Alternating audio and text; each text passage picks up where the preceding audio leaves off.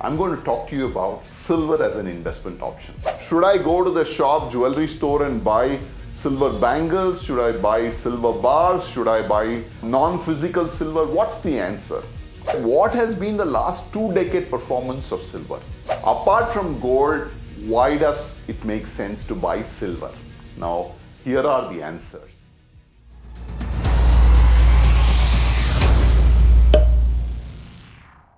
Too many people miss the silver lining because they're expecting gold, said Morris Setter. He was referring to the silver lining that happens in every situation. But here, I'm going to talk to you about silver as an investment option. Traditionally, friends, commodity investing has been a very large affair. Most people look at making commodity investment because commodities perform in cycles. Now, traditionally in India, gold has been the only commodity that people have been investing into. Of late, Securities Exchange Board of India, SEBI, has allowed for silver to join that family. So today, you can go into the stock market and buy silver as well.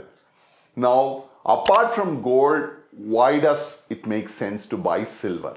Now, here are the answers. Silver has many attributes.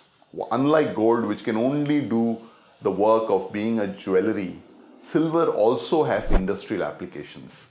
So there is a regular consumption of silver that happens from an industrial standpoint, not just from a jewelry standpoint. So there's a lot of consumption that happens on silver, and of course it is much cheaper than gold as well.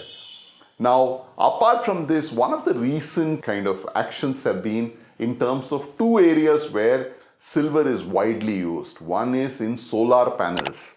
Silver finds great applications in solar panels as well as in electronic vehicles, EVs as they called, are running. So in both these applications, since silver is found, as these go up, because we are going towards more and more non-conventional energy, more solar panels means more silver. Similarly, more batteries for EVs means more silver. The demand for silver is growing quite well. So we expect that silver over the next decade will also do reasonably well in terms of an asset class. Now let's look at what has been the last 2 decade performance of silver. In the last 20 years, that is starting from 2002 to 2022, if somebody had put in money into silver, he has got about 8.5% return on a year-on-year basis. Those are the rupee denominated returns, and that's not a bad situation. While it's not as attractive as what somebody would have made in real estate or equity markets, it's not as bad as what one would have got in an FD. So it's somewhere in between. It's a diversification asset, and I certainly believe one must look at it, especially in times like these when the stock market is going through its churn.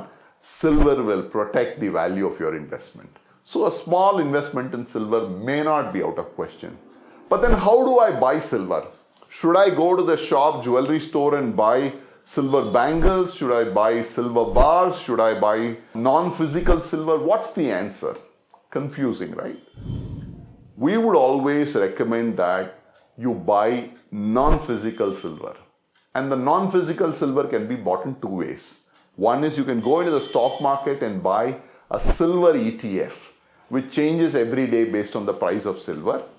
Or you can buy a silver mutual fund, which is also based on the ETF, which does not. The only difference is for the former, to buy the ETF, you need to have a stockbroking account, you need to have a demat account.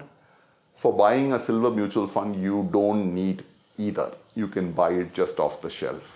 So that's the way to buy silver. It's an easy way. There is no loss in making or remaking charges and so on and so forth. So you save quite a bit of money in all that process. So it's a good way to accumulate silver purely from an investment standpoint. Now, what are the things that one needs to remember while investing in silver? Always remember that you're not trying to get equity-like returns. On the contrary, you are trying to get returns which are quite opposite or quite complementary to what you get in equity. So the returns are going to be very different. Second, you're only diversifying your asset. So to that extent, have a very small exposure. You need not have a large exposure to silver. Silver performs very, very well, especially when other traditional assets perform poorly. So if stock market is doing badly, real estate is doing badly, I can give it to you in writing that your silver will do well along with gold. So those are great times to be invested in silver.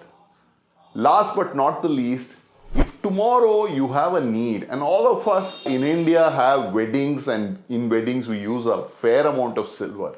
And for all those silver, you don't need to go buy it on that day. If you already have silver mutual funds, you just need to sell it an equivalent value by the latest design of either jewelry or utensils or whatever be it that your wedding demands, you can do it. So it has a great role to play apart from an investment to a utilitarian value as well. So I would recommend you to have a small portfolio in silver. Now most people ask me, what is that small portion be? So we always say if commodities are going to be 10% of your overall pie of liquid investments, then you should probably be about 5-7% in gold and 5-3% in silver to start with. So that's what I would say. So if for every 100 rupees that you have as a liquid investment, you should have 3 rupees in silver. If you did that, I'm sure your portfolio will be in a good shape.